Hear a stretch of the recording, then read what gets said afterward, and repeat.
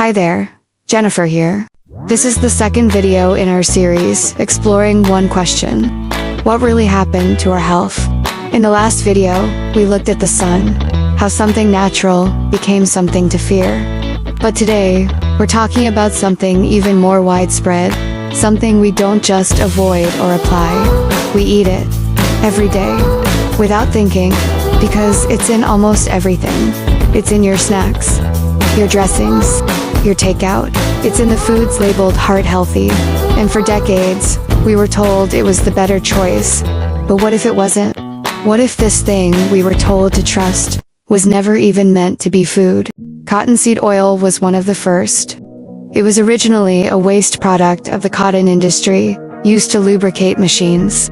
In the late 1800s, companies began chemically refining it by bleaching, deodorizing and hydrogenating it into something shelf-stable. That product became Crisco, launched in 1911 and sold as a modern alternative to lard. Shortly after, corn, soybean, canola, and safflower oil followed. Each one required intense industrial processing to become edible. By the mid-20th century, they were being used not just in homes, but in packaged foods, school lunches, hospitals, and fast food. This shift didn't come from public demand.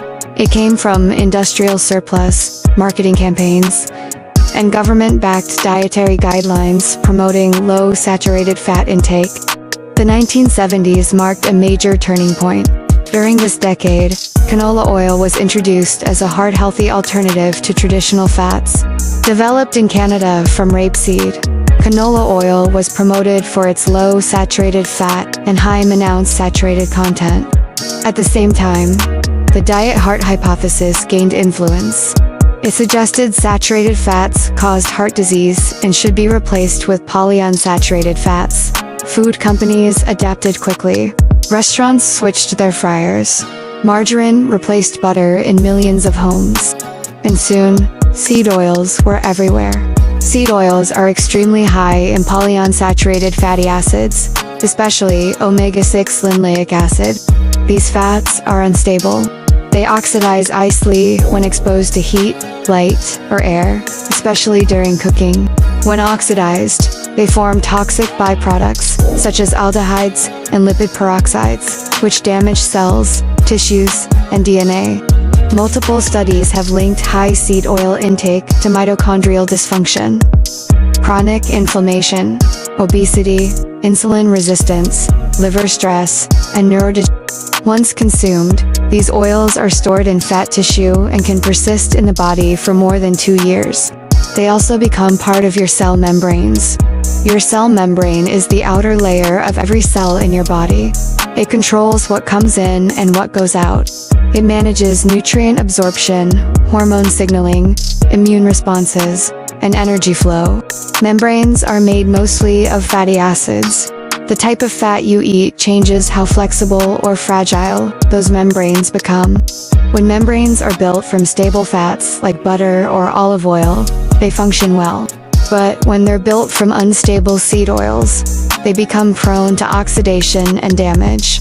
That affects everything, from hormone sensitivity to brain health to how your body creates energy. The rise of seed oils in the food supply tracks closely with rising rates of obesity, heart disease, type 2 diabetes, autoimmune conditions, and cognitive disorders. This correlation is supported by population-level data, animal studies, and lab models. Seed oils are not metabolized the same way as natural fats. Their byproducts burden the liver, create oxidative stress, and interfere with the mitochondria, the part of your cells that produces energy. Today, the average person consumes 10 to 20 times more omega-6 fats than we did a century ago. That shift disrupts the balance between omega-3, which plays a major role in regulating inflammation. Seed oils are not neutral. They change how your cells behave. They change how energy is made. They change how your body repairs itself. In the next video, we'll look at what these dietary changes did to the gut. Because food doesn't just affect your body, it shapes the bacteria that live inside you.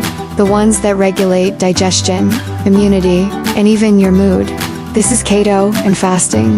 Been there, done that. This is the real wellness revolution.